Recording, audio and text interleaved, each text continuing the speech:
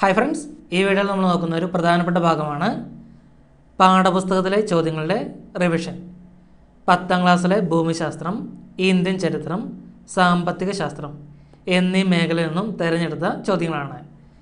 നമ്മുടെ പുതിയ PSCയുടെ ട്രെൻഡ് അനുസരിച്ചുള്ള ഏറ്റവും പുതിയ മോഡൽ ചോദ്യങ്ങൾ. ഈ ചോദ്യങ്ങളെല്ലാം നമ്മൾ എടുത്തിരിക്കുന്നത് SCERT ടെക്സ്റ്റ് ബുക്കിൽ നിന്നാണ്. അപ്പോൾ ഈ ചോദ്യങ്ങളും അവയുടെ ഉത്തരങ്ങളും നോക്കാം. ആദ്യ ചോദ്യം, താഴെ പറയുന്ന പ്രസ്താവനയിൽ നിന്ന് ശരിയായ പ്രസ്താവനകൾ കണ്ടുപിടിക്കുക. സമുദ്ര ഉപരിതലത്തിൻ്റെ മുകളിലേക്ക് പോകുന്തോറും അന്തരീക്ഷമർദ്ദം കുറയുന്നു. എല്ലായ്പ്പോഴും ന്യൂനമർദ്ദം അനുഭവപ്പെടുന്ന മേഖലയാണ് ഉപദ്രവീയ ന്യൂനമർദ്ദ മേഖല. ബാരോമീറ്ററിൻ്റെ നിരപ്പ് ഉയരുന്നത് പ്രസന്നമായ കാലാവസ്ഥയെ സൂചിപ്പിക്കുന്നു. യൂറോപ്പിലെ ആൽപ്സ് പർവ്വതനിര കടന്ന് വടക്കൻ താഴ്വരയിലേക്ക് വീശുന്ന ഉഷ്ണക്കാറ്റാണ് ഫോൻ. 1, 3 എന്നിവ ശരിയാണ്. 3, 4 എന്നിവ ശരിയാണ്. 1, 2, 3, 4 എന്നിവ ശരിയാണ്. 1, 3, 4 എന്നിവ ശരിയാണ്. ഓപ്ഷൻ സി ആണ് ഉത്തരം. 1, 2, 3, 4 ശരിയാണ്. സമുദ്ര ഉപരിതലത്തിൻ്റെ മുകളിലേക്ക് പോകുന്തോറും അന്തരീക്ഷമർദ്ദം കുറയുന്നു. എല്ലായ്പ്പോഴും ന്യൂനമർദ്ദം അനുഭവപ്പെടുന്ന മേഖലയാണ് ഉപദ്രവീയ ന്യൂനമർദ്ദ മേഖല. ബാരോമീറ്ററിൻ്റെ നിരപ്പ് ഉയരുന്നത് പ്രസന്നമായ കാലാവസ്ഥയെ സൂചിപ്പിക്കുന്നു. യൂറോപ്പിലെ ആൽപ്സ് പർവ്വതനിര കടന്ന് വടക്കൻ താഴ്വരയിലേക്ക് വീശുന്ന ഉഷ്ണക്കാറ്റാണ് ഫോൻ. താഴെ പറയുന്നവൽ മാനവ വിഭവശേഷി മെച്ചപ്പെടുത്തുന്നതുകൊണ്ട് എന്തെല്ലാം പ്രയോജനങ്ങളാണ് ഉള്ളതെന്ന് തെളിയിക്കുന്ന ശരിയായ പ്രസ്താവനകൾ തിരഞ്ഞെടുക്കുക. സാമൂഹിക ക്ഷേമം ഉറപ്പുവരുത്താം. പ്രകൃതി വിഭവങ്ങൾ ഫലപ്രദമായി വിനിയോഗിക്കാം. സംരംഭകത്വം മെച്ചപ്പെടുത്താം. തൊഴിലാളികളുടെ ഉൽപ്പാദനക്ഷമത വർദ്ധിപ്പിക്കാം. 1, 2, 3, 4, 3, 4, 1, 3, 1, 2, 3. ഓപ്ഷൻ എ ആണ് ഉത്തരം. 1, 2, 3, 4 ശരിയാണ്. സാമൂഹ്യക്ഷേമം ഉറപ്പുവരുത്താം. പ്രകൃതി വിഭവങ്ങൾ ഫലപ്രദമായി വിനിയോഗിക്കാം. സംരംഭകത്വം മെച്ചപ്പെടുത്താം. തൊഴിലാളികളുടെ ഉൽപ്പാദനക്ഷമത വർദ്ധിപ്പിക്കാം. അടുത്ത ചോദ്യം, റഷ്യൻ വിപ്ലവത്തിൻ്റെ ഭാഗമായി തൊഴിലാളികൾ രൂപീകരിച്ച സംഘങ്ങൾ അറിയപ്പെടുന്നത് ഏത് പേരിലാണ്?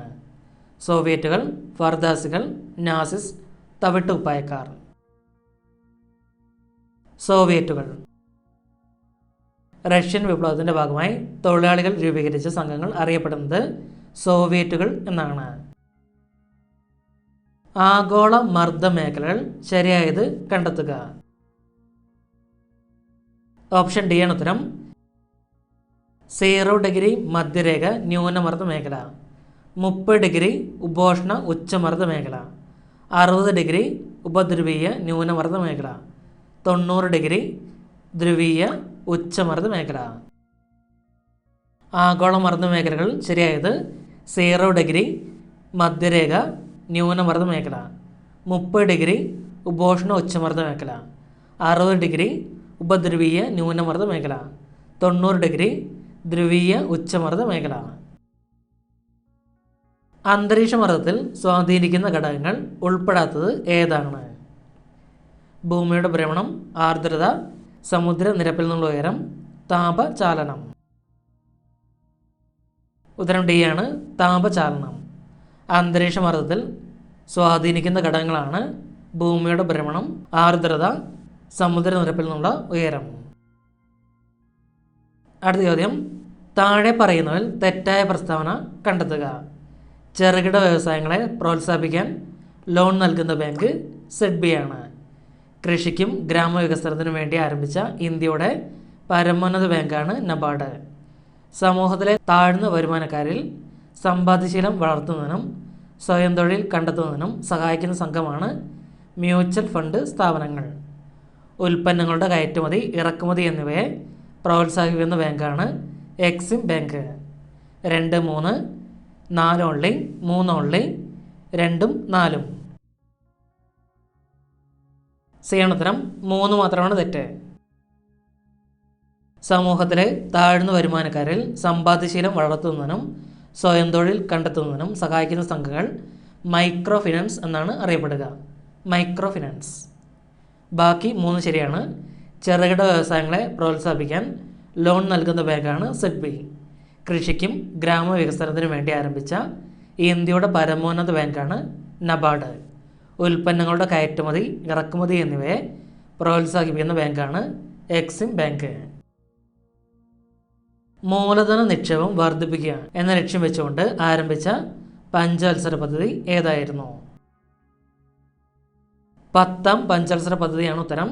മൂലധന നിക്ഷേപം വർദ്ധിപ്പിക്കുക എന്ന ലക്ഷ്യം വെച്ചുകൊണ്ട് ആരംഭിച്ച പഞ്ചവത്സര പദ്ധതിയാണ് 10ാം പഞ്ചവത്സര പദ്ധതി.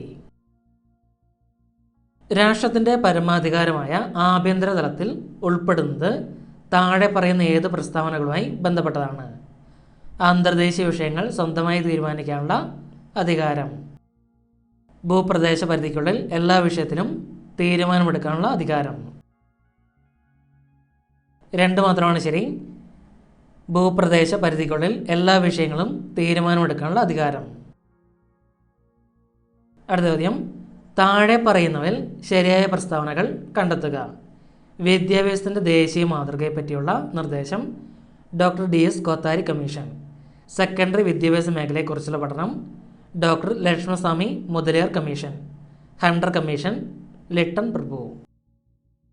1, 2, 3 2, 3 1, 3 1, 2. ഓപ്ഷൻ ഡി ആണ് ഉത്തരം. 1ഉം 2ഉം ശരിയാണ്. ഹണ്ടർ കമ്മീഷനെ നിയമിച്ചത് റിപ്പൺ പ്രഭുവാണ്. ലിട്ടൺ അല്ല, റിപ്പൺ പ്രഭുവാണ് ഹണ്ടർ കമ്മീഷനെ നിയമിച്ചത്. വിദ്യാഭ്യാസത്തിൻ്റെ ദേശീയ മാതൃകയെ പറ്റിയുള്ള നിർദ്ദേശം doctor DS Kothari commission. Secondary വിദ്യാഭ്യാസ മേഖലയെക്കുറിച്ചുള്ള പഠനം ഡോക്ടർ ലക്ഷ്മണസ്വാമി മുതലിയാർ കമ്മീഷൻ. അടുത്ത്, താഴെ പറയുന്നതിൽ പൊതുഭരണത്തിൻ്റെ പ്രാധാന്യം തെളിയിക്കുന്ന പ്രസ്താവനകൾ ഏതൊക്കെയാണ്? ജനക്ഷേമം ഉറപ്പാക്കൽ, സാധനങ്ങളും സേവനങ്ങളും ലഭ്യമാക്കൽ, ജനകീയ പ്രശ്നങ്ങൾക്ക് പരിഹാരം കാണൽ.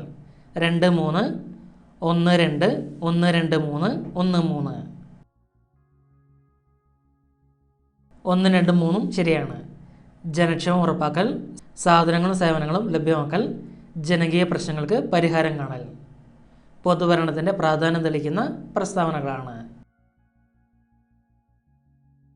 അടുത്തത്, ശരിയായ പ്രസ്താവനകൾ കണ്ടെത്തുക. ശാശ്വത ഭൂനികുതി വ്യവസ്ഥ നടപ്പിലാക്കിയ പ്രദേശങ്ങൾ വടക്ക് പടിഞ്ഞാറൻ ഇന്ത്യ. റൈറ്റ് വാരി വ്യവസ്ഥ ദക്ഷിണേന്ത്യ. മഹൽവാരി വ്യവസ്ഥ ബംഗാൾ, ബീഹാർ. 1, 2, 3 2, 3 3 only 2 only. ശരിയായിട്ടുള്ളതാണ് ചോദിച്ചിരിക്കുന്നത്. ഓപ്ഷൻ ഡി ആണ് ഉത്തരം. 2 ഓൺലി. റൈറ്റ് വാരി വ്യവസ്ഥ ദക്ഷിണേന്ത്യയിൽ. ശാശ്വത ഭൂനികുതി വ്യവസ്ഥ നടപ്പിലാക്കിയ പ്രദേശങ്ങളാണ് ബീഹാർ, ബംഗാൾ, ഒഡീഷ. മഹൽവാരി വ്യവസ്ഥ നടപ്പിലാക്കിയത് ഇന്ത്യയുടെ വടക്ക് പടിഞ്ഞാറൻ പ്രദേശങ്ങളാണ്. അടുത്തത്, കൂട്ടത്തിൽപ്പെടാത്തത് കണ്ടെത്തുക. ഗേദ കർഷക സമരം.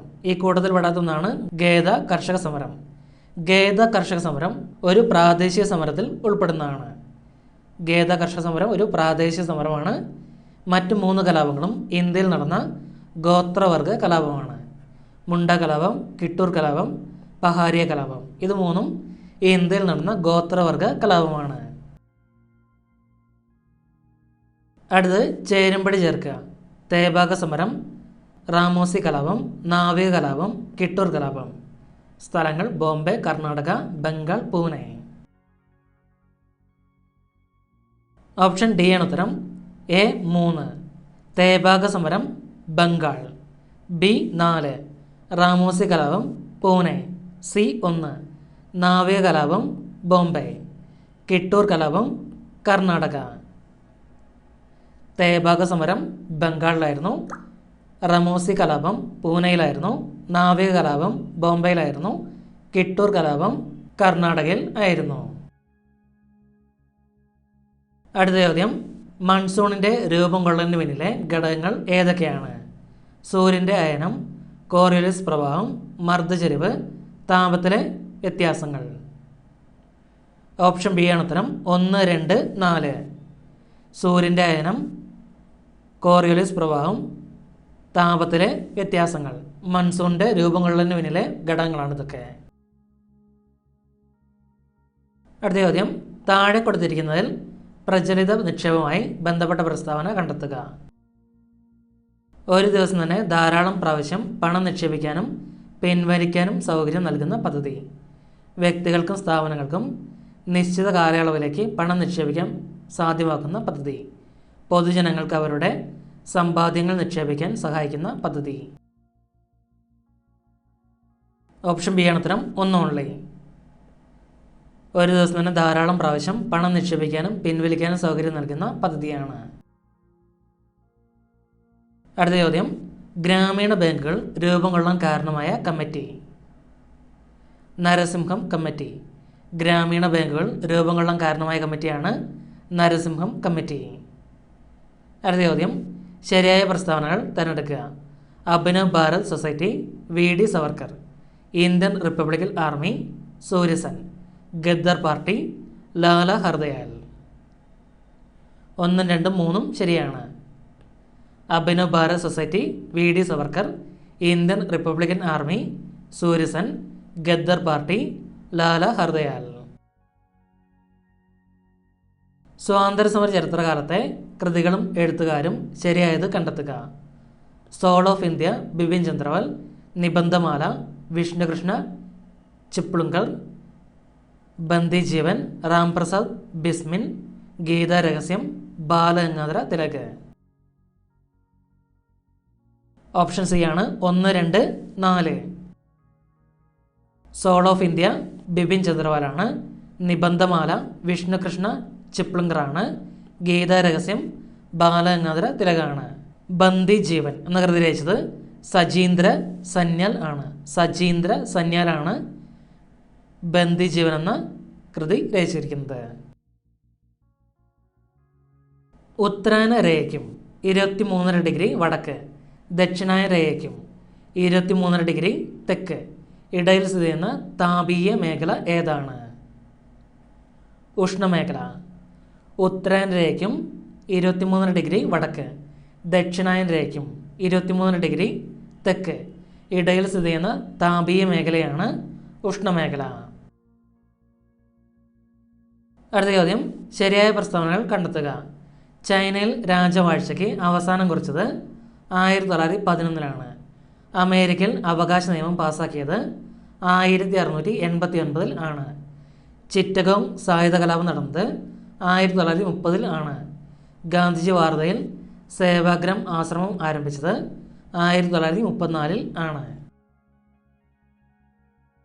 ഓപ്ഷൻ എ ആണ് ഉത്തരം. 1, 2, 3 എന്നിവ ശരിയാണ്. ചൈനയിൽ രാജവാഴ്ചയ്ക്ക് അവസാനം കുറിച്ചത് 1911 അമേരിക്കയിൽ അവകാശ നിയമം പാസാക്കിയത് 1689 ആണ്. ചിറ്റഗോങ് സായുധ കലാപം നടന്നത് 1930 ആണ്. ഗാന്ധിജി വാർധയിൽ സേവാഗ്രാം ആശ്രമം ആരംഭിച്ചത് 1936 ഗാന്ധിജി വാർധയിൽ സേവാഗ്രാം ആശ്രമം ആരംഭിച്ചത് 1936 ആണ്. നമ്മൾ ഈ നോക്കിയ ഭാഗത്തിൻ്റെ മോക്ക് ടെസ്റ്റ് കൂടി തയ്യാറാക്കിയിട്ടുണ്ട്. ഡിസ്ക്രിപ്ഷൻ ബോക്സിൽ ലിങ്ക് കൊടുത്തിട്ടുണ്ട്. ക്ലിക്ക് ചെയ്ത് അതുകൂടി ഒന്ന് പ്രാക്ടീസ് ചെയ്ത് നോക്കുക. Okay, thank you.